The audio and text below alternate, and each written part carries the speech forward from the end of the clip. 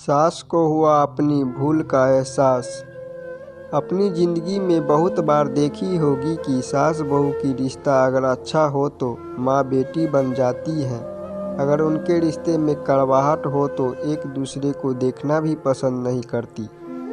राधा जी एक आम मध्यवर्गीय परिवार की मुखिया थी। वे अपने बेटे शुभम और बहू मनीषा के साथ रहती थी। एक बेटी सीमा थी जो उसकी शादी के बाद अमेरिका बस गई थी। राधा जी के पति की मृत्यु बहुत पहले हो चुकी थी। शुभम और मनीषा की शादी 5 साल हो गई, लेकिन अब तक कोई संतान नहीं थी। राधा जी की बहू मनीषा भी जॉब करती थी, जो कि राधा जी की बिल्कुल भी नहीं सुनता था। वे जल्द से जल्द दादी बनना चाहती थी, लेकिन मनीषा और शुभम यह अच्छी तरह जानते थे कि अभी मनीषा का जॉब करना कितना ज़रूरी था। राधा जी अपने बेटे शुभम से इस बारे में बात करती तो शुभम किसी न किसी बहाने से बात को टाल देता था, इसलिए वे मनीषा को ही परेशान करने की बहाने ढूंढती रहती थी ताकि वो अपनी जॉब छोड़ दे। और अभी कोरोना काल तो है, मानो उनके मन में मुराद ही पूरी हो गई थी।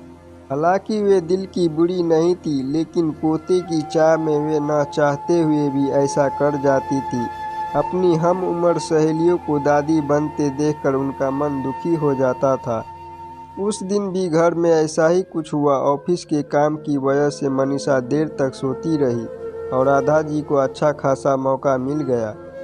ये क्या बहू, अभी तक सो रही हो? पता है सुबह 10 बज गए हैं।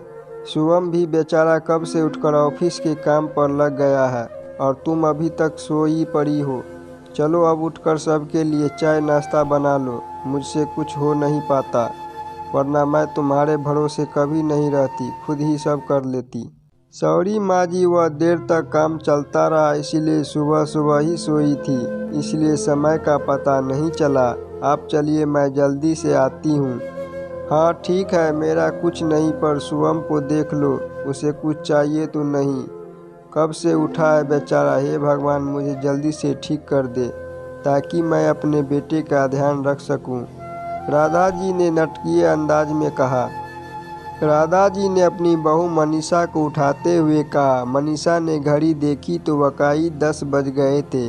आज उसकी आंख कैसे नहीं खुली। वह जल्दी जल्दी अपने काम निपटाकर हॉल में आई तो शुभम अपने लैपटॉप के साथ ऑफिस में काम कर रहा था। उसने किचन में जाकर चाय नाश्ता बनाया और फिर रात के बर्तन साफ किए और झाड़ू पोछा करके नहाने चली गई। काम वाली बाई छुट्टी पर थी, इसलिए काम वाली बाई भी नहीं आ रही थी। मनीषा खुद एक इंटरनेशनल कंपनी में काम करती थी। उसका ऑफिस टाइम निश्चित नहीं होता था। अधिकतर उसे रात को देर तक काम करना होता था। कल भी उसका काम देर तक चलता रहा, इसीलिए वह देर तक सोती रही। मनीषा नहा कर आई तो देखा कि उसकी सास अपने कमरे में अपनी सहेली से फ़ोन पर बात कर रही थी। बातचीत में अपना नाम सुनाकर मनीषा सास की बात सुनने लगी। अरे शारदा, तुम भी अपनी बहू को ज़्यादा सर पर मत बैठाओ। बहू को ज़्यादा उड़ने देगी तो कल को अपनी नौकरानी के चक्कर में वह तुम्हें ही घर की नौकरानी बनाकर छोड़ेगी। मैं तो भाई शुरू से ही मनीषा की नौकरी करने के खिलाफ थी। अब करे नौकरी शौक से, पर साथ साथ घर के काम भी करे। मैं तो बदन का दर्द का बहाना बनाकर बैठ जाती हूँ, नहीं तो सारे काम का बोझ मेरे सिर पर आ गिरता। मैं कोई मुफ्त की नौकरानी थोड़ी हूँ। मैं तो कहती हूँ कि तुम भी यही किया करो। सास की बात सुनकर मनीषा की आंखों में आंसू आ गए। वह जिस सास के बीमार समझकर उनकी दिन रात सेवा करती है, उन्हें एक गिलास तक उठाने नहीं देती है। सारा दिन घर का और रात का ऑफिस का काम करके थकान से चूर होकर उफ तक नहीं करती, उसका यह फल मिला है। उसे माना वो मेरी नौकरी के खिलाफ है, मगर यदि घर की किस्त नहीं होती तो वह भी कभी नौकरी नहीं करती। शुभम का बोझ कम करने के लिए ही तो वो नौकरी कर रही थी। खैर, अभी के मुश्किल समय में वह सास के किसी भी बात का बहस नहीं करना चाहती थी, जिससे कि घर का माहौल खराब हो। इसीलिए उनकी बात को नज़रअंदाज करते वहाँ से चली गई। लेकिन उसकी नज़रों में राधा जी की इज्जत जरूर कम हो गई थी। दूसरे दिन सुबह सुबह राधा जी की बेटी सीमा का अमेरिका से फ़ोन आ गया। सीमा की सास उनके पास अमेरिका आई हुई थी। आदत के अनुसार राधा जी ने जैसे ही सीमा की सास की बुराई करनी चाही, वैसे ही सीमा ने उन्हें डपट दिया। माँ, आप बिल्कुल भी माँ जी के बारे में अनाप शनाप नहीं बोलेगी। पता है आपके चक्कर में आकर मैंने उनके साथ कितना बुरा व्यवहार किया था, लेकिन आज मुझे उनकी कीमत पता चल गई है। तुम तो उनके यहाँ पर आने के कितने खिलाफ थी, मगर आज अगर वो यहाँ नहीं होती तो माँ ने तो अनजाने हमारे क्या हाल होता। तुम्हें तो पता ही है कि मेरी नौकरी करना कितना ज़रूरी है। कोरोना से यह भी ऐसा कह ढाया है कि घर में ही सब करना पड़ रहा है। किट्टू का बेबी केयर सेंटर भी बंद है। मैं और राजेश फुल टाइम बिजी रहते हैं। ऐसे में माँ जी ने अकेले ही किट्टू के साथ साथ पूरे घर का सारा काम संभाला हुआ है। मुझे कुछ भी नहीं करने देती है। अगर वे नहीं होती तो माँ हमारा क्या होता, यह सोचकर ही रोंगटे खड़े हो जाते हैं। सच में माँ कोई साधारण महिला नहीं है, बल्कि मेरे लिए वो देवी समान है। मेरे इतना अपमान करने के बावजूद और सीमा रोने लगी। उसे फ़ोन कट कर दिया।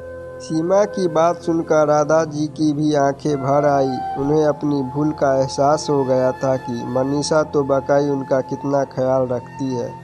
उनकी कड़वी से कड़वी बात भी बुरा नहीं मानती है, उल्टे जवाब भी नहीं देती है। वकाई अभी का समय तो एक दूसरे को हौसला देने का है, सारे गिले शिकवा भूलकर एक दूसरे की मदद करने का है। तो फिर वे स्वार्थ के कैसी आंधी हो गई थी, इतना कैसे गिर गई थी कि ऐसा मुश्किल समय में अपने परिवार की सहायता नहीं कर सकती। उन्होंने उसी समय मनीषा को बुलाकर उसके सिर पर प्यार से हाथ फेरते हुए कहा, मनीषा, आज से घर के कामों की आधी जिम्मेदारी मेरी रहेगी। मैंने आज तक तुम्हें जो भी कहा और किया उसके लिए सॉरी। चलो अब तुम जाकर आराम करो, खाना मैं बना लूँगी। इधर सास का बदला हुआ रूप देखकर मनीषा के भी आंखों में खुशी के आंसू आ गए और अपनी सास के प्रति उनके मन में फिर से पहले वाला सम्मान वापस आ गया था। शायद हमारे जीवन में मुश्किल का समय आते ही इसलिए है कि हमें एक दूसरे की अहमियत को पता चले। अपनी गलतियां को एहसास होने और आगे बढ़कर माफ़ी मांगने से वाकई इंसान छोटा नहीं बल्कि उससे बहुत बड़ा हो जाता है, राधा जी की तरह। दोस्तों, आपको आज की यह स्टोरी जो कि सास बहू की कहानी है कैसी लगी हमें कमेंट करके ज़रूर बताइए और नारायण वॉइस को सब्सक्राइब करना ना भूलें। धन्यवाद। आज के लिए बस इतना ही। मिलते हैं फिर अगले वीडियो में।